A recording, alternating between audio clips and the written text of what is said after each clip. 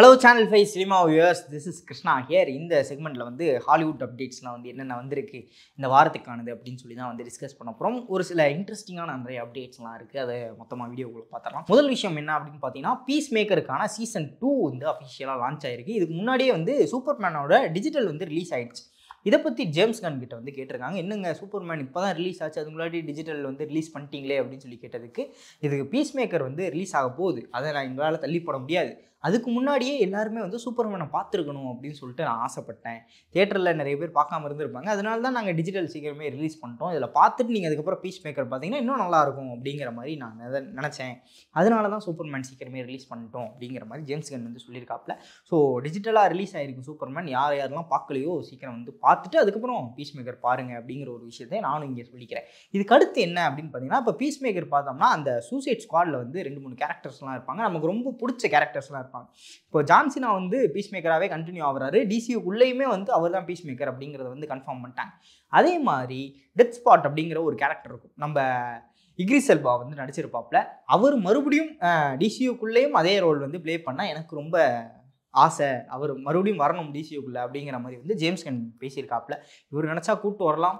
So அவரும் டிசியூக்குள்ளே அதே கேரக்டராக வந்து ப்ளே பண்ணுறதுக்கான வாய்ப்புகள் இருக்குது. இன்னும் எனக்கு எக்ஸைட்டடாக இருந்த ஒரு விஷயம் என்ன அப்படின்னு பார்த்தீங்கன்னா, நம்ம மார்கட் ராபியோட ஹார்லி குயின், அவங்க நம்ம ஜோக்கர் 2ல ஒரு ஹார்லி குயின் வந்திருப்பாங்க, அவங்க அது வந்து டோட்டலாக வேற ஒரு யூனிவர்ஸ் அப்படிங்கிற மாதிரி சொல்லிட்டாங்க. இப்போ மேட்ரிக்ஸ் பேட்மேன் எப்படி இருக்கோ அதே மாதிரி ஜோக்கர் வந்து வேற ஒரு யூனிவர்ஸ் அப்படிங்கிற மாதிரி சொல்லிட்டாங்க.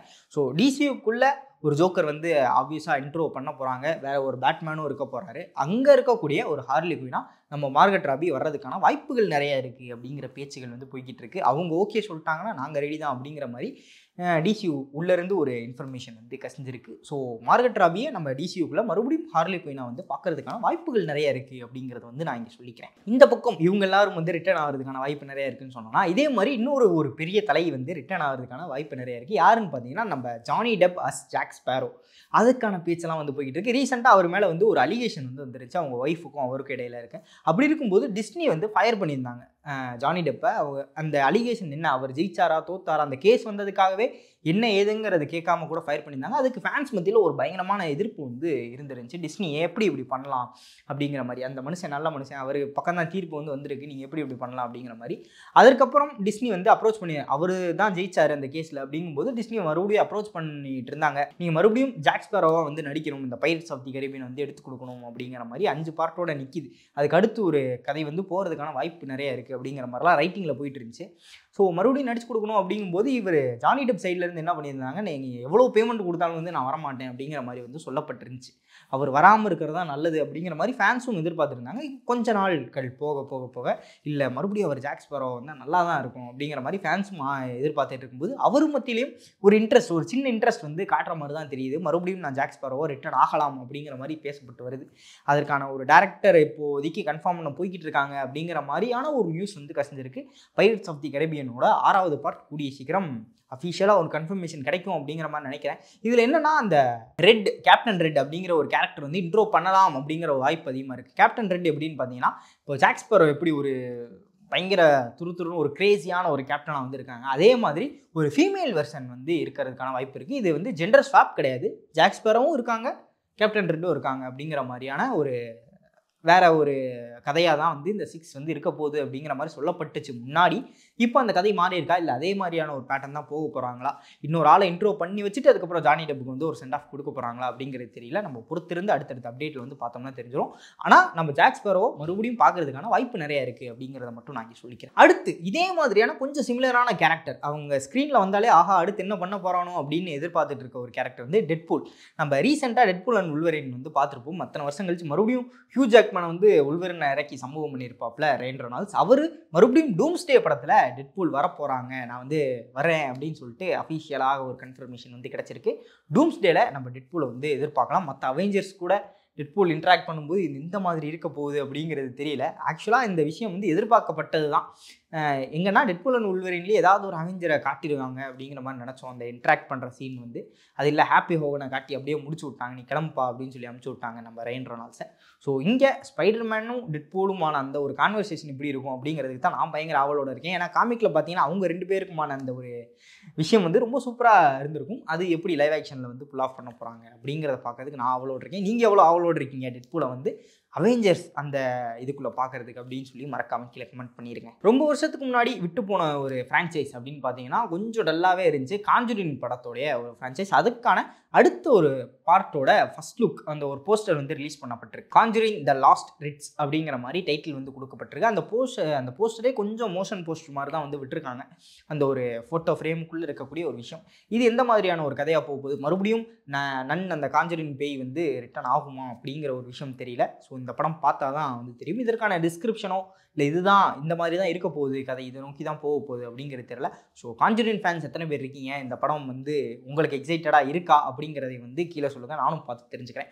இதுக்கு அடுத்து பார்த்தீங்க அப்படின்னா டீனேஜ் மியூட்டன்ட் நிஞ்சா டர்ட்டில்ஸ். இது வந்து நிறைய அடாப்டேஷன் வந்திருக்கு, நிறைய லைவ் ஆக்ஷன் படம் வந்திருக்கு, அனிமேஷன் படம் வந்திருக்கு. ரீசெண்டாக கூட இந்த ஒரு ஸ்பைடர்வர்ஸ் வெர்ஷன் ஆஃப் அனிமேஷன் இருக்கு இல்லையா, அந்த மாதிரி ஒரு கொஞ்சம் அன்ஃபினிஷ்டான ஒரு அனிமேஷன் ஸ்டைல் வந்து ஒரு படம் ரிலீஸ் ஆயிருச்சு. உண்மையிலேயே நிஞ்சா டர்ட்டில்ஸை டீனேஜாக காட்டியிருந்தால் எப்படி இருக்குமோ அந்த மாதிரி அந்த படம் வந்து இருந்துச்சு அப்படிங்கிற மாதிரி சொல்லலாம். ஏன்னா இது வரைக்கும் நம்ம பார்த்த லைவ் ஆக்ஷன் அடாப்டேஷனாக இருக்கட்டும் இல்லை அனிமேஷன்லேயே கூட கொஞ்சம் பெரிய பசங்க அப்படிங்கிற மாதிரி தான். டீனேஜ்னால் அந்த ஒரு 15 to 20 அதுக்குள்ளே தான் அவங்க இருக்க மாதிரி இல்லாமல் ஒரு 20 to 25 அந்த மாதிரி தான் வந்து காட்டப்பட்டிருந்துச்சு. இந்த கடைசியாக ரிலீஸ் ஆன படத்தில் தான் உண்மையிலேயே அவங்கள 15 to 20க்குள்ளே காமிச்ச மாதிரியான ஒரு கதை வந்துருந்துச்சு. இப்போது அதை பேஸ் பண்ண ஒரு லைவ் ஆக்ஷன் படம் வந்து வரப்போகுது அப்படிங்கிற மாதிரி ஒரு நியூஸ் வந்து வந்திருக்கு. இந்த லைவ் ஆக்ஷன் படம் இப்படி இருக்கும் அப்படின்னு பார்த்தீங்க அப்படின்னா எதை பேஸ் பண்ணியிருக்கும் அப்படின்னா அந்த லாஸ்ட் ரோனின் அப்படிங்கிற ஒரு கதை இருக்குது. இது என்ன மாதிரியான கதை அப்படிங்கிறத அந்த ஒன்லைன் நான் சொல்கிறேன். இது மேபி நிறைய பேத்துக்கு ஸ்பாய்லராக இருக்கலாம், அதனால ஒரு சின்ன டிஸ்க்ளைமரோட. என்னன்னு பார்த்தீங்கன்னா அந்த 4 டீனேஜ் மியூட்டன்ட் நிஞ்சா டர்ட்டில்ஸ் இருக்காங்க இல்லையா, அதில் 3 பேர் வந்து இறந்துருவாங்க, கொல்லப்பட்டுருவாங்க. அந்த மாஸ்டரும் வந்து கொல்லப்பட்ட நிலையில் அந்த கடைசியாக இருக்கக்கூடிய அந்த நிஞ்சா டர்ட்டில் ரோனினா மாறி அந்த கொன்னவங்க எல்லாரையும் வந்து பழி வாங்குறாரு அப்படிங்கிற மாதிரியான ஒரு ரிவெஞ்ச் ஸ்டோரியாக தான் இந்த லாஸ்ட் ரோனின் கதை வந்து இருந்திருக்கும். ஸோ அதை லைவ் ஆக்ஷனில் எந்த மாதிரி அடாப்ட் பண்ண போகிறாங்க அப்படிங்கிறது தெரியல. இது ஒரு R-rated படம் அப்படிங்கிறதையும் வந்து கன்ஃபார்ம் பண்ணிட்டாங்க. ஸோ ரத்தம் தெறிக்க இருக்க போகுது கண்டிப்பாக. இதை பார்க்க நான் ரொம்ப ஆவலோடு இருக்கேன். உங்களில் எத்தனை பேர் என்னை மாதிரி எக்ஸைட்டடாக இருக்கீங்க அப்படிங்கிற விஷயத்தையும் கீழே கமெண்ட் பண்ணுங்கள், நானும் பார்த்து தெரிஞ்சுக்கிறேன். இந்த வேர்ல்டு வார் Z அப்படிங்கிற ஒரு ஜாம்பி அப்போகலிப்ஸ் படம் வந்து வந்திருக்கும். என்னன்னா இப்போ சாதாரணமான ஒரு ஜாம்பி படங்கள்லாம் ஜாம்பி வரும், அந்த வைரஸ் பரவி கொஞ்சம் நேரம் கழித்து அந்த செகண்ட் ஆஃப் கிட்ட இருக்கக்கூடிய ஒரு சுச்சுவேஷனை ஃபஸ்ட்டு 5 நிமிஷத்துலேயே வந்து காட்டிடுவாங்க. அந்தளவுக்கு பயங்கர ஃபாஸ்ட் பேஸிங்காக வந்து இந்த படம் வந்து போயிட்டே இருக்கும் டக்குன்னு. அந்த வேர்ல்டு வார் Z அந்த ஒரு யூனிவர்ஸில் இருந்து அடுத்த ஒரு படம் வந்து வரப்போகுது அப்படிங்கிற மாதிரியான ஒரு தகவல் வந்து கிடச்சிருக்கு. ரொம்ப முன்னாடி பார்த்ததுன்னு நினைக்கிறேன் இந்த வேர்ல்டு வார் Z அந்த ஒரு ஃப்ரான்ச்சைஸில் ஒரு படம் மறுபடியும் வரப்போகுது. இது எந்த மாதிரியான ஒரு டைமில் பேஸ் பண்ணி இருக்க போகுது, இந்த வைரஸ் கண்டுபிடிக்கிறதுக்கு முன்னாடியா இல்லை மறுபடியும் இந்த வைரஸ் வந்து எப்படி பரவுது அப்படிங்கிற மாதிரி எடுக்க போகிறாங்களா, இல்லை ஒரு போஸ்ட் அப்போகலிப்டிக் ஸ்டோரியாக வந்து இருக்க போதா, சர்வைவல் த்ரில்லராக இருக்க போதா, இல்லை மிஷின் பேஸ்டாக இருக்க போதா அப்படிங்கிறது வந்து தெரியல.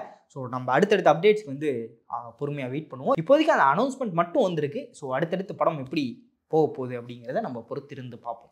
ஸோ இவ்வளோதான் கைஸ் இந்த வாரத்துக்கான ஒரு ஹாலிவுட் அப்டேட்ஸ். இத்தனை ப்ராஜெக்ட்ஸில் நீங்கள் எந்த ப்ராஜெக்ட் வந்து அவளோடு இருக்கீங்க அப்படிங்கிறத மறக்காமல் கீழே கமெண்ட் பண்ணிட்டு அந்த லைக் பண்ணி தட்டிடுங்க, நானும் பார்த்து தெரிஞ்சுக்கிறேன். ஸோ இதே மாதிரி இன்னொரு ஆசமான வீடியோவில் அவங்களை வந்து சந்திக்கும் வரை விடைபெற்றுக் கொள்வது நான் உங்கள் விஜய் கிருஷ்ணா. Signing of.